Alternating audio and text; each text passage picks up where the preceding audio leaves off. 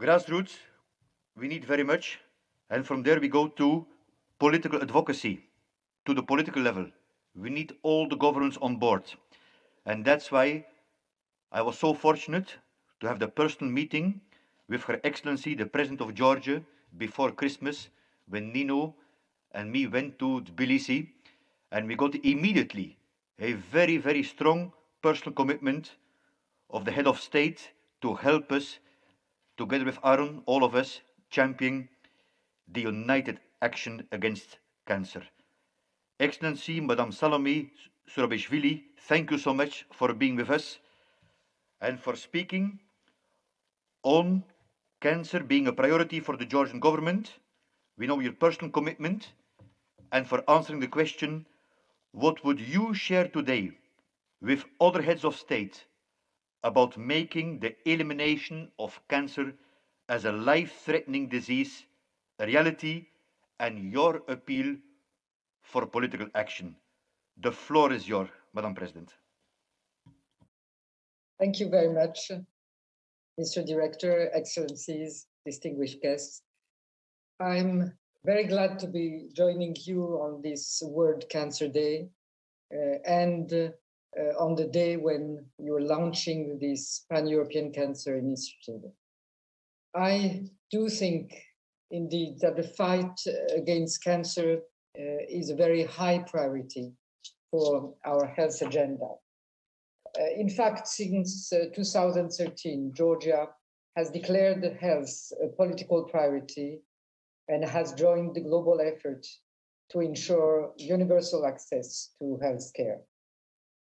In the past few years, the Georgian government nearly tripled health spending across all sectors. And as a result, we are making notable progress, including at least 80% coverage of all types of cancer services and much wider access to cancer medications. Improved diagnostic and monitoring capabilities at primary healthcare level has also been one of the recent improvements. We achieved defining progress with the implementation of our breast, prostate, and colon cancer screening programs, in the rollout of HPV vaccination, and in the fight against hepatitis B and C. Our efforts to control tobacco consumption are also showing very first results. After the implementation of the population-based cancer registry in 2015, we now also have a better statistical and analytical tool to make informed decisions. Still, we have areas that need much more attention, such as early cancer diagnosis, continuity of care, and mostly palliative care. But cancer is a universal burden, and the COVID-19 pandemic has widely affected cancer diagnosis and access to treatment. We should also bear in mind that cancer still represents the second major leading cause of death worldwide, and that COVID-19 has had a negative effect again on the diagnosis of the cancer patients. We also note that we have serious disparities in cancer services across European countries, and that pandemic has only deepened cancer inequalities. Speaking of equitable access, childhood cancer is still a very serious concern in our country. Some young Georgian patients are still seeking cancer treatment abroad, which is not only costly, but emotionally devastating for them and their families. This is why I have identified as one of my top political priorities the fight for childhood cancer solutions. And I have decided to advocate for the creation of a comprehensive cancer diagnostic and treatment capacity here in Georgia for the children.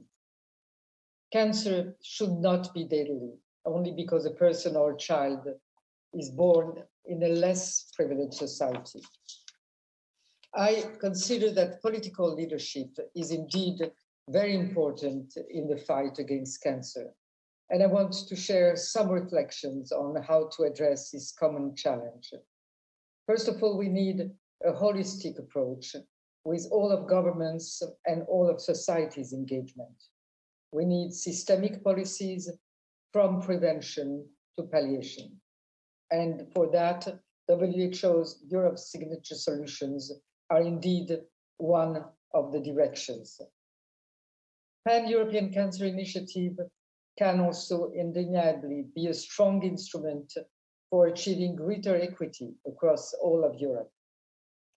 I also hope, but not only hope, I want the EU Beating Cancer Plan, launched today by the European Commission, to be open in the first place for associated partners. We have to be part of this cancer plan, and we, Georgia, are ready to join forces in our fight against cancer in the whole European region. And again, we need strong political leadership to be all the time advocating at a country and at a regional level. My pledge to all other heads of state is to stand united for the united action against cancer. And finally, I've been very touched by the speech just before me of the new ambassador for cancer, and I would like to invite him to come to Georgia and share his very inspiring talks for the Georgian society. Thank you very much. Thank you so much, Madam President, for this incredibly rich words of inspiration, technical also, and most important, your pledge to the heads of state.